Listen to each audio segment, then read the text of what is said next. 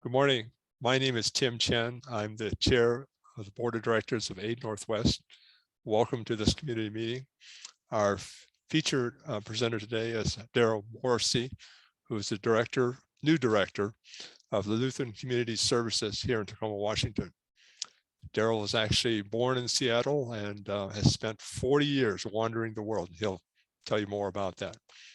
We look forward to hearing what he has to say about the current refugee situation, services that are provided, and so on.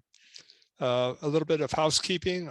If you will use either the chat or the Q&A to ask your questions, sort of like to hold at the end, but I know some of you are very anxious and have to ask that question immediately. With me is Natalie Guzman, who will manage that. She is the magician behind the curtain. We were discussing this earlier. Hopefully some of you know the reference to the Wizard of Oz and Judy Garland, but maybe not. And of course, Deborah Cruz, program manager for AID Northwest. Well, without further ado, I'll turn it over to Daryl. All yours. Thank you, Tim, and thanks to you all for giving me this opportunity to share about our work. So I'm going to share the screen now.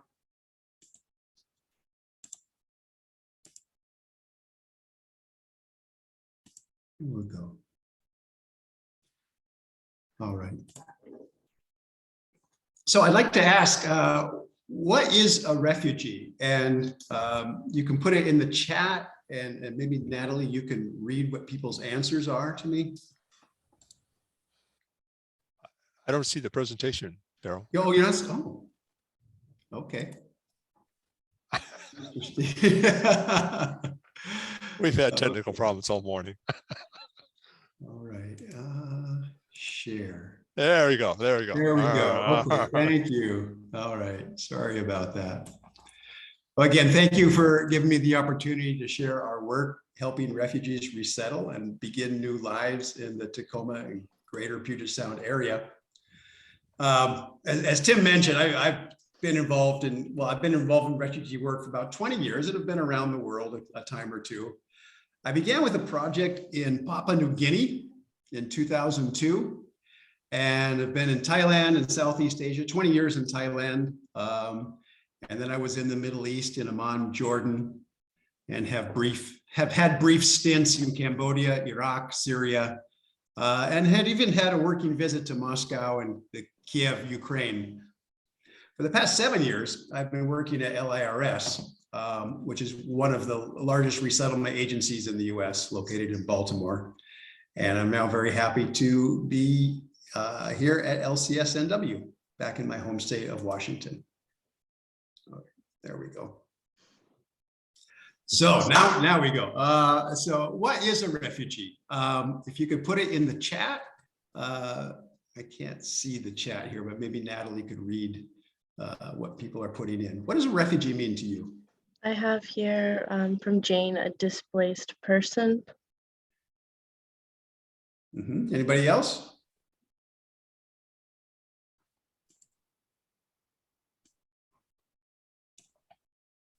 Oh, I can see them now. Okay, a person forced to leave their home. Yes, thanks, Natalie.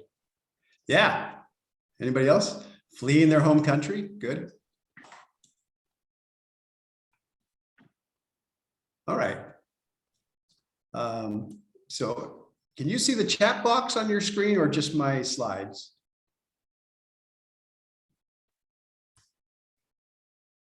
Natalie or Timothy, can you tell me? Oh, I can see the chat box. You can. I can see both. All right, all right. I'm trying to have just the slides. Okay. All right, so those are all. So when we think about a refugee, the United Nations has a very specific definition. And that is, it's someone who is unable or unwilling to return to their country of origin owing to a well-founded fear of being persecuted for reasons of race, religion, nationality.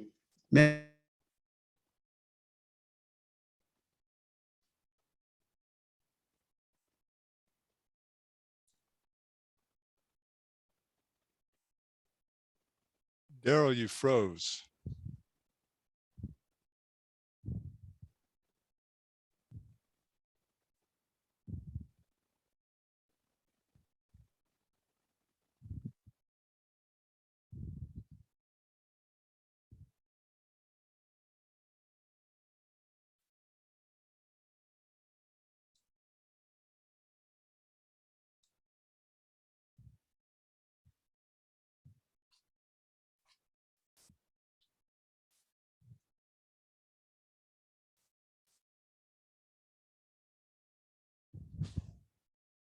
Oops, I think we lost Daryl.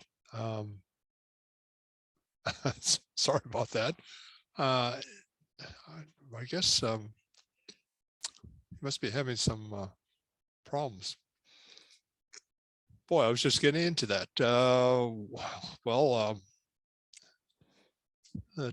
can fill the time here talking about a little bit about what were recent events with AID Northwest. Many of you know that we have really witnessed a kind of a real surge in released detainees. We have our volunteers that work in the RV have been, well, they arrive early and leave late. It's still, you know, it's very lumpy. Some days it's just a lot, and other days maybe it's 2 or 3. But we're really happy to happy to help. One of the recent programs that we've started is that we've had several churches actually bring down paper bag lunches. The immigrant detainees that are released apparently aren't fed. And of course, if we take them to the airport, bus station, or sometimes the train station, there's limited amount of food. So they have come down with, I assume it's not perishable food, but it's literally a paper bag, which we give to the immigrant as they go on their journey to the next location. I think that has been very appreciated. We are still, of course, this is, you know, the released people are, you know, they come out dressed in whatever they were wearing when they were picked up. And if they come across the southern border, that's probably jeans, t-shirt, and you know how that is. Okay, Daryl's back. Let's see, where is he?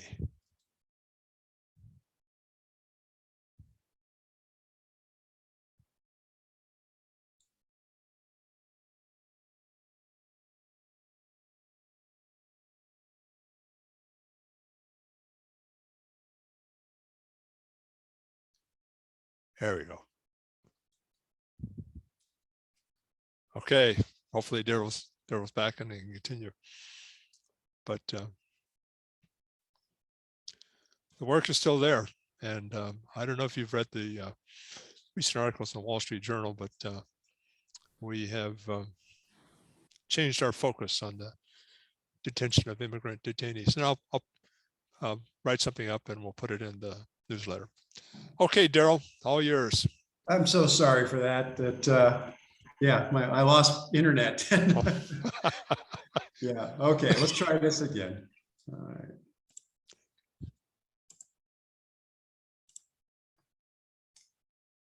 Okay. Here we go. All right, so we were talking about the refugee process. So when someone is forced to leave their country, it may take a period of years before they're recognized internationally as a group of people who need resettlement assistance. So that's what the far left there, the agency referral, means that it's either the UN or a US embassy or an NGO, a non-government association, makes a determination and presents to the US government that this is a group of people that ought to be considered for refugee resettlement. So when that decision has been made, and that's made at the highest government level, that's at the presidential level and a panel that the president convenes, then they do security checks. People will apply at the office that's set up in that location. They'll apply for resettlement to the US. And there's an extensive security check. So if you see the alphabet soup at the bottom of that entry on there, they're checked with the FBI, the DOE, the DHS, the DEA, the DOS, the NCTC, and Interpol, amongst others, depending on where it is. So when refugees come to the US, they are the most highly vetted people in the world. Their security has been checked more than anyone else. Then it's the Department of Homeland Security sends a team, on-site team, to do an interview with the people. There's a biometric security check. And the last stage is when they've passed through these other ones, then they are given a thorough medical screening. And if they need vaccinations for various, international diseases, they're given that. And if there's any communicable diseases, that has to be taken care of before they come. And then there's what has been my part for the past 20 years. It's called cultural orientation. And that's helping them to figure out how to live in this new country they're going to be going to. Then there's the actual travel. And many people have never been on a plane before. So part of the cultural orientation for those groups are telling them, this is how you behave on an airplane. This is what to expect. This is what's going to happen at the airport and at your airport point of arrival. And then they get to the US, and that's where LCSNW and other agencies, that's where our work really begins when people come here. Actually, it does begin, as it says at the top there, it begins a couple of weeks before they arrive. People don't just arrive and then you start welcoming them. They need a place to stay, and that place needs to be furnished, and they need utensils in the kitchen, maybe some food in the cupboards. So a big part of the process is, even before people arrive, an apartment, or if they have a relative here already, we call that their US tie. They might be, we arrange with the US tie what services they can provide for their relatives or friends. If it's an apartment, we have to furnish it, make sure they have everything they need. And then they arrive and someone has to go pick them up at the airport. And that can be any time of day or night. And an interpreter has to be provided there. If they have a US tie, this is something that the government is constantly changing the regulations a bit. So they have just made it possible that the US tie can be acceptable as the interpreter. Before, we had to find an outside person or have a caseworker who spoke that language. Another rule that's changed just a little bit is the hot meal. Now the wording is a culturally appropriate meal, because not every culture requires a hot meal, right? So when people come, they have a meal that is familiar to them, and that's their welcome to their first night, their first day in the Tacoma area. Again, there's orientation to the community. How do you take the public transportation? Where do you go shopping? Where do you find the kinds of food you want to eat?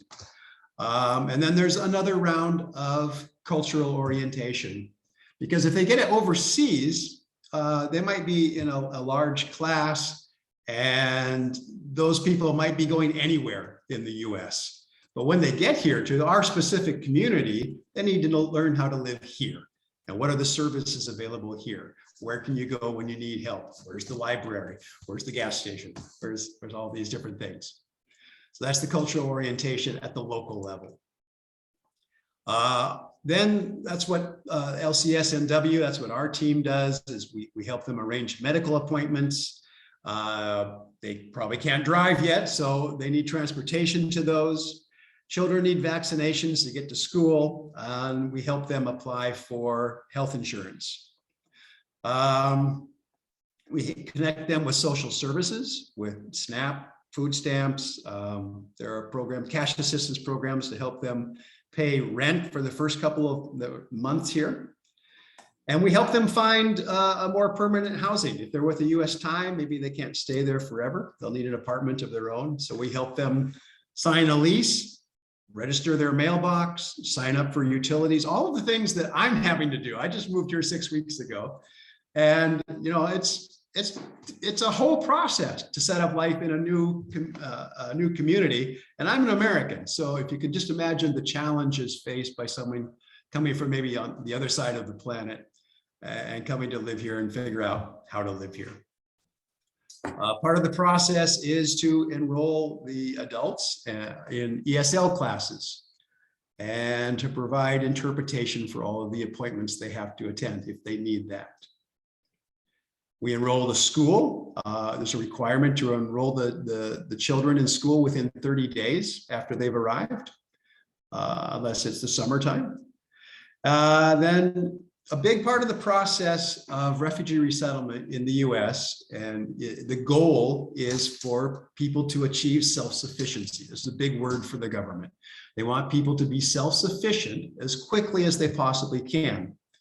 When I was doing cultural orientation classes overseas, I would I was mostly in Thailand and the Middle East, and I'd say that the United States, we're happy to have you come and join our country, and we're happy to help you get started.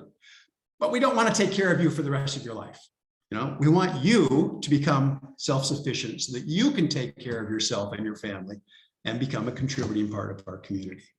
And most of the refugees, they took that on and said, oh yeah, that makes sense. So there are job interviews, or we teach them how do you behave in a job interview? How do you find a job? How do you look for a job? How do you, once you get a job, how do you work in a way that fits in with American culture, American working culture? We engage with donations and volunteers. There's a huge volunteer group here in Tacoma, and people are very generous with their welcome to refugees. We've been overwhelmed with the generosity of the people here. And then continuing cultural orientation. Actually, cultural orientation, now don't get me up on my soapbox because this is the thing I love, but it takes place from the moment people hit the ground in the US. You know, they're learning about what it means to live here. Some of the ideas they get might not be correct. Some of them might be filtered, well, will definitely be filtered through their own cultural lens. So that's a continuous process. And so part of cultural orientation is when we can have community mentors or people who just want to be their friends and help them learn about, okay, this is what it means to live here in America. We provide case management. We have a contract with the State Department. Their particular bureau is called the Bureau of Population, Refugees, and Migration, PRM. We have a contract with them to provide these services to people for their first 90 days after they arrive. That's the case management services. If people need counseling services, we have connections for that as well. And then at the bottom there's all these other things. There's ESL, transportation, medical case management, interpretation. I got transportation twice. Interpretation services, school support, immigration, legal services, and more cultural orientation. Now, the entire process to adapt to a new country, it can take generally for most people, it takes 2 to 5 years. And the biggest factor for that is age. If you're young, you adapt more quickly. If you're, okay, I won't call out Tim, but if you're older like myself, it might take 5 years or more to adapt to life in a new country, a new society. All right, if I could show, whoops, go back there, a video about LCSNW.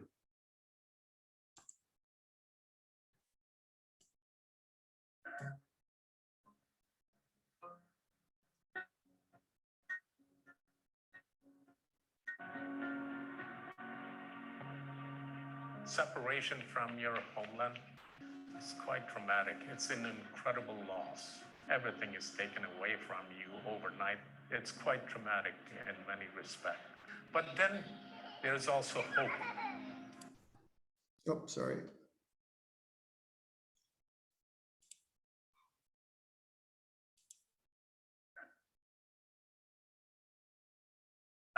In many respects. But then there's also hope. I mean, that's what gives people that hope that they begin a life anew. Lutherans have been involved in the resettlement world since after the World War II. When I started working with Lutheran Community Services Northwest, this is 1984, we were accepting refugees from Africa, Afghanistan, Southeast Asian refugees, former Soviet Union, and the list goes on to more than 25 to 30 countries that we have had refugees from. I was a client of this Lutheran Community Service. So I came through this resettlement agency.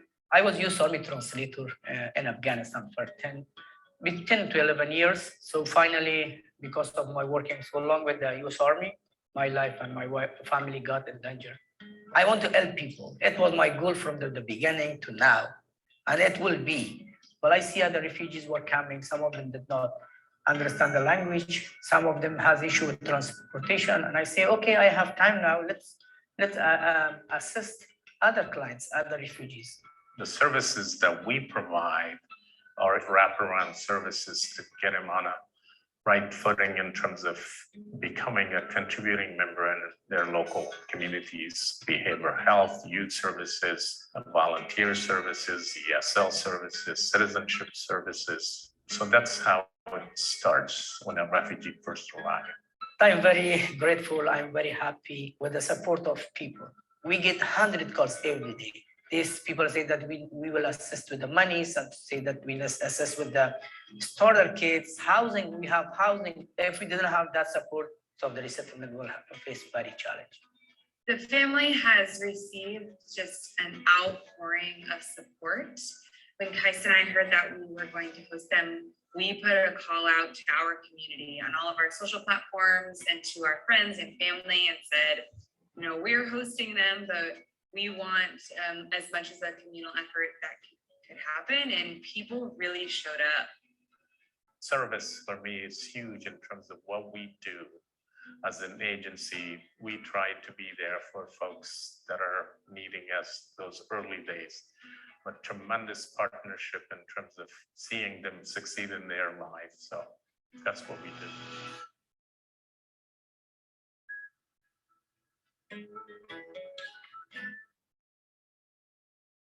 Okay, and Salah there, he's my boss, and he's a big reason why I wanted to come and work here. He's just a wonderful man. So again, to recap some of the services that we provide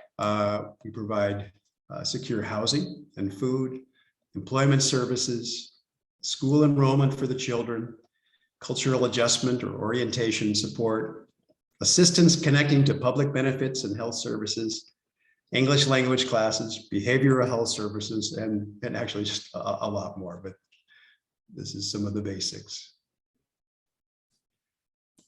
Since October 2021, that's just several months ago, 5 months ago, LCSNW has resettled 723 Afghans in our 3 sites in Portland, Tacoma, and Vancouver.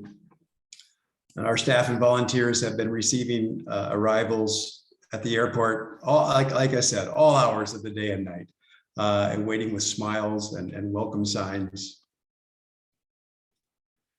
The US closed, there were 9 military bases that were housing the airlifted Afghans, and they were all closed at the end of February. So those went all on the 9 resettlement agencies, of which LIRS, LCSNW is one of those 9 around the nation. And so we've been handling, we received more refugees in the past 3 or 4 months than we usually do in a year. And although the wave of refugees from Afghanistan is slowing, we're already seeing some from the Ukraine seeking resettlement in our communities. We're ready to serve.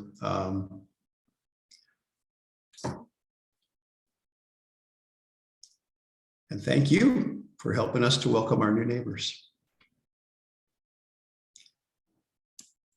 Thank you for your interest in helping newcomers find their way in Tacoma. I know we're not the only group, and we appreciate what you are doing as well. If you're interested in volunteering, we're always grateful for donations and volunteers. And so there's our email, lcsnw.org, if you want more information on that.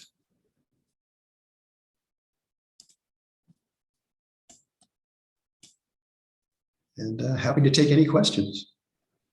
Okay, we do have a couple of questions. The first one is, do refugees get a work permit right away? Yeah, refugees are legal to work right away upon arrival, actually. So if they have jobs, there's a process. They need to get, I call it an EAD card, their employment authorization document.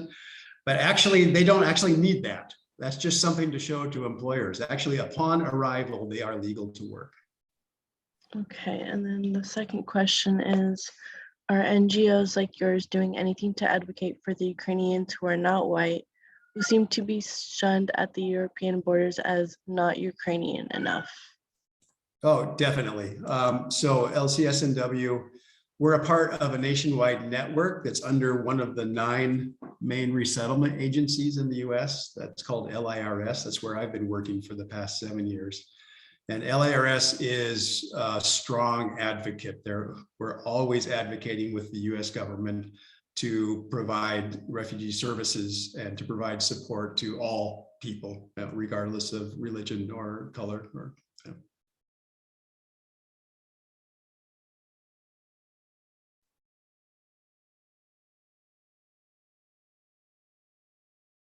That's a great question.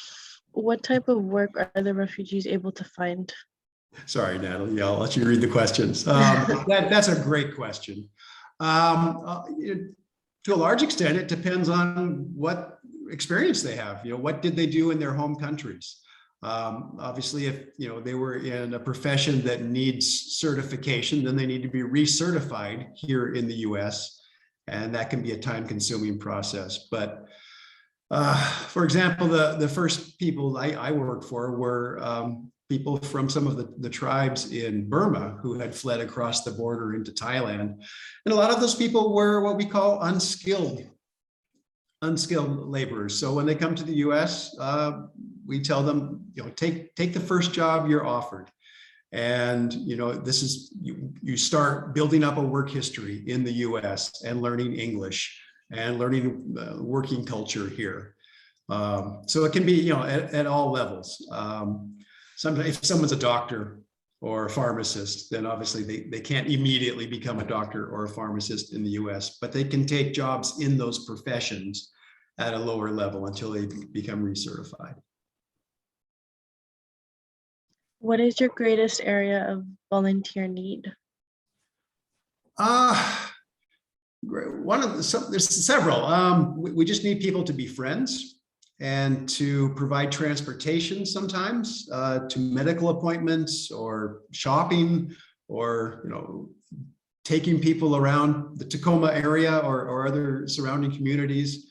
And sometimes it's just helping them to feel welcome here, providing a meal, going out to eat together, taking them to the park. So there's that. For donations, crying need lately has been furniture, because the furniture stores, the places where we normally get the furniture donated have been depleted with the huge arrivals of Afghans.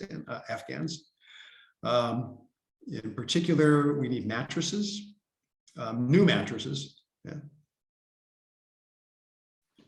Okay, Natalie, you read the questions.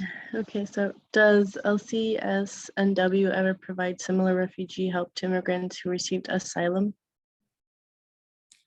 Yeah, asylum seekers are different.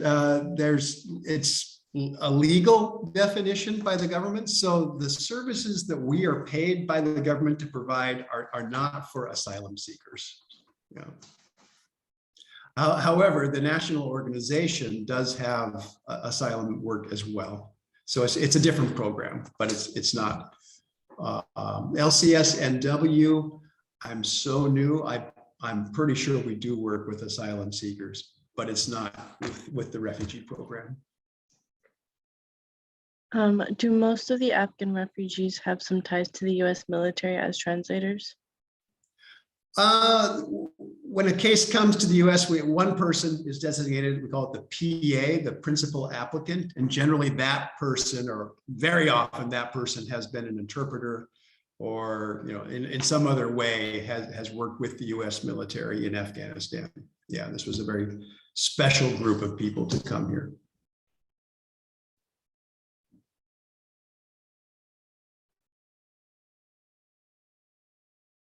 How does the 90-day period for self-sufficiency generally work out? Seems like a short time. You are right. It is a very short time. And part of the advantage of the perspective I got working, I worked overseas with IOM, the International Organization for Migration, which helps refugees to travel to new countries, not just the US. So we worked on programs for 3 countries, the US, Canada, and Australia. And I got to compare the refugee resettlement systems. And Canada and Australia have a much longer adjustment period that they give money for. But the US way has its own advantages too. It is a short time. What we can hope to accomplish is there's a whole laundry list of services that we're expected to provide. And those are aimed at, as I said earlier, at helping refugees to achieve self-sufficiency. Now, obviously, they can't do that in 90 days, but part of that process is to help them connect with the services that will help them beyond the 90 days to continue making that adaptation and to becoming self-sufficient. So within 90 days, yeah, very few people, quite a few people do have jobs, but very few people are completely, integrated in society during that time period. So it takes a long time. But the government funding for our program to help them get started is only for the first 90 days.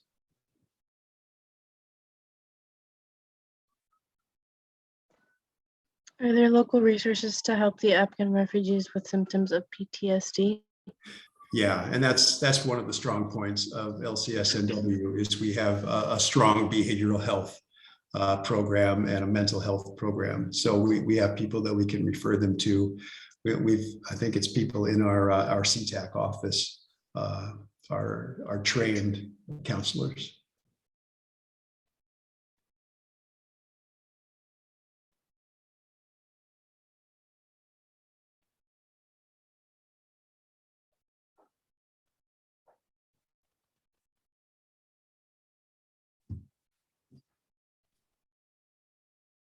Any other questions? Yeah, actually, I have a question. If based on your experience, assuming that we have a surge of refugees from Ukraine, when would you expect them to start arriving, or when will we hit a peak and those kind of things?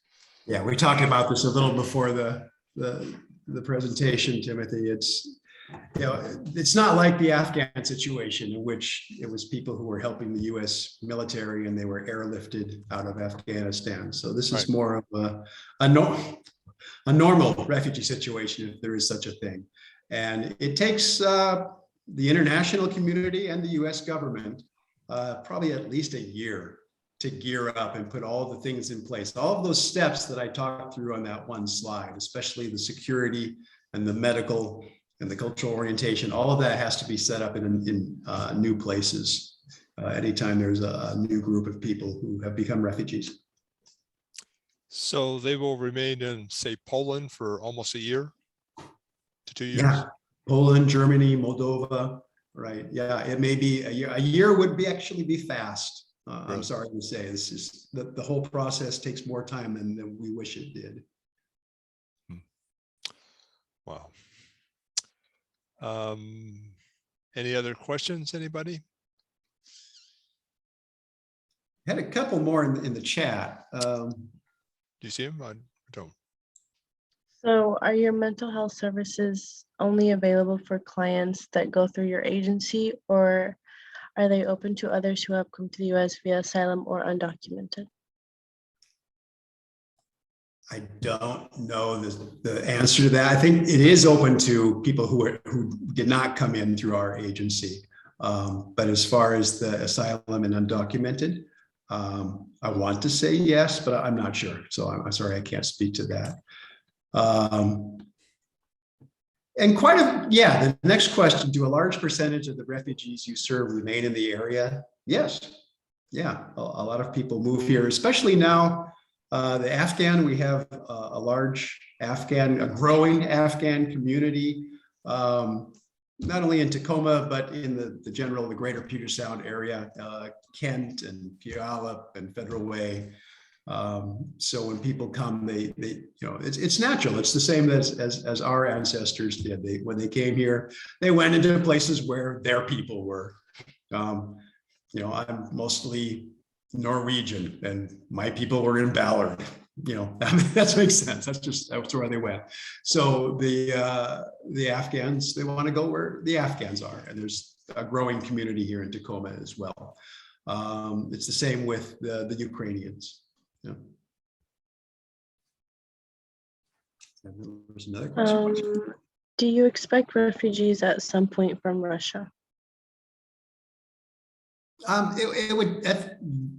Who we accept as a nation as refugees is really up to the current administration, right? So each year, the president and a panel that advises him, they put out, generally it's in September or October, what's called the presidential determination.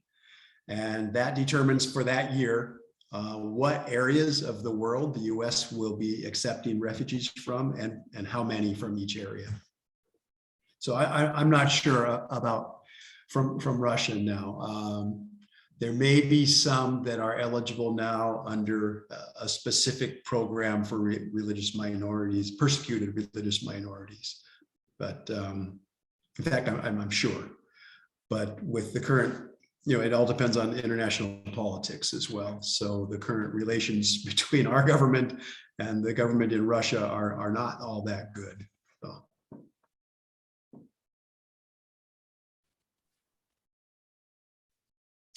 These are some great questions. Okay, anything else for Daryl? Daryl, thank you very much. I think Deborah was going to share a little bit about our recent statistics from what we have seen, and after that we will conclude this community meeting. Okay, thanks. I'm going to hop off. I've got some other things I have to get to today. We've got. Sure. Well, Daryl, thank you very much. We really Thank you, appreciate it. Daryl. Thank you. 6 weeks, I would guess you do. Take care. All right, take care. Bye-bye. Hello, everyone. I'm Deborah Cruz. If you don't know me, I'm the program manager for AID Northwest, and I've been with AID Northwest for almost 5 years now. Time has flown by. And I just wanted to share some facts from 2021, some of our stats. These are the stats of assistance that we provided in 2021. So we, at the Welcome Center, we served over, 1,697 people. And to those people, we gave coats, backpacks, toiletries, snacks, and provided them with phone access so they could call their families. And then 1,196 people were given a ride to the airport. So if you don't know, we have a transportation program. And we are looking for more drivers. So if you're interested, you can go onto our website at www.aidnw.org.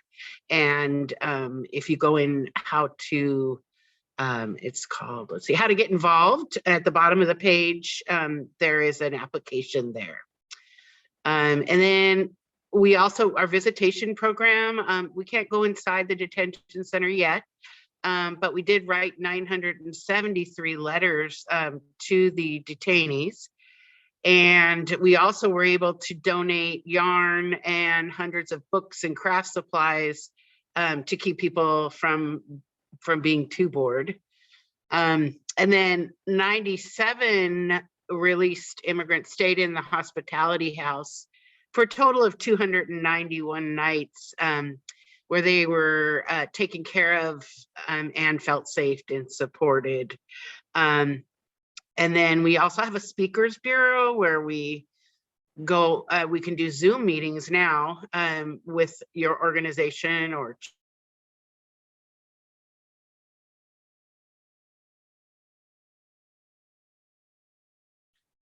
Well, we really seem to be having technical difficulties today. Deborah, you're frozen. Sorry about that.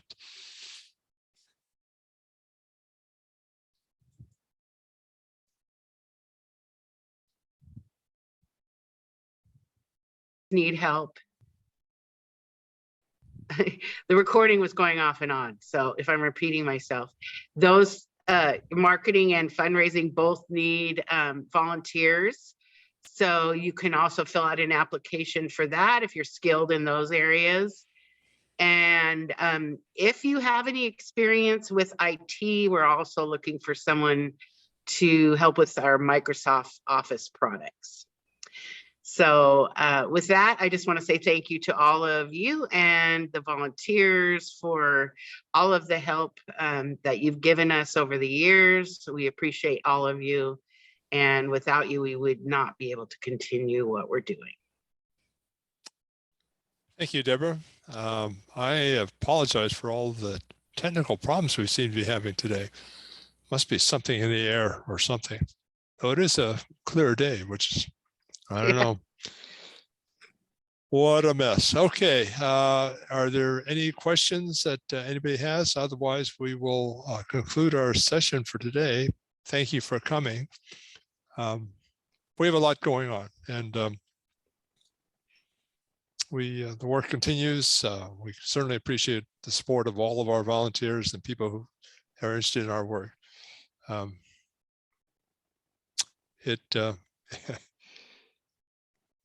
Sometimes it's kind of hard. I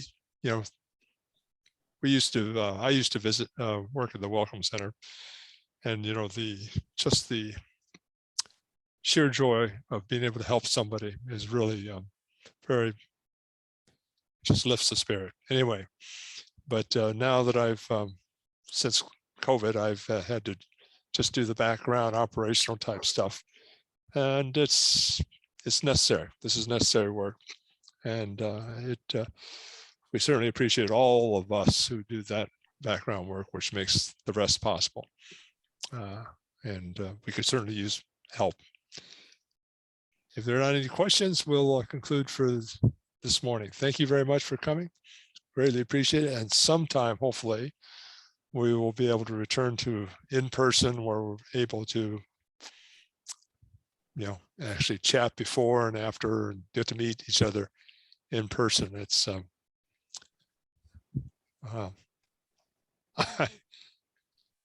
this technology is good, but it's not the same as being able to talk to the person in person. Okay, thank you very much. Let's see, we have something in the chat.